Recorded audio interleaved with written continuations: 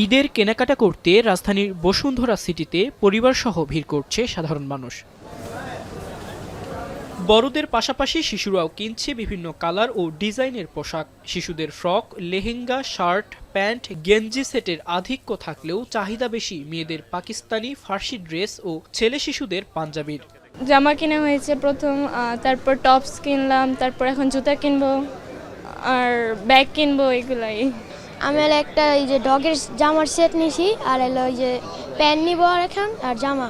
আমি সারারা কিনবো, আমি ব্যাগ কিনবো, সব ভালো লাগছে দেখছি।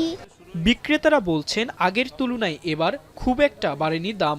শিশুদের ফ্রক 2 থেকে 5,000, ওয়েস্টার্ন 2 থেকে 3,000, লেহেঙ্গা 4 থেকে 9,000 এবং পাকিস্তানি ফার্সি ড্রেস বিক্রি হচ্ছে 5 থেকে 6,000 টাকার মধ্যে।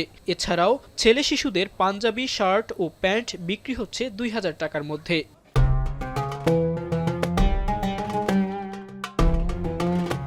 বয়েজ গেঞ্জি, বয়েজ শার্ট, তারপরে আপনার ওয়েস্টার্ন, তারপর কটন ফ্রক, পার্টি ফ্রক, এই ধরনের আইটেম।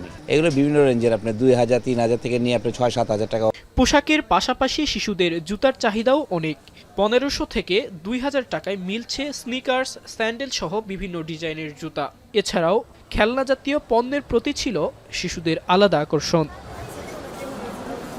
শিশুদের পাশাপাশি ঈদ কেনাকাটায় ব্যস্ত বড়রাও। শেষ মুহূর্তের ভোগান্তি এড়াতে ও ঈদের ছুটি শুরুর আগেই তাই কেনাকাটা সেরে ফেলছেন তারা।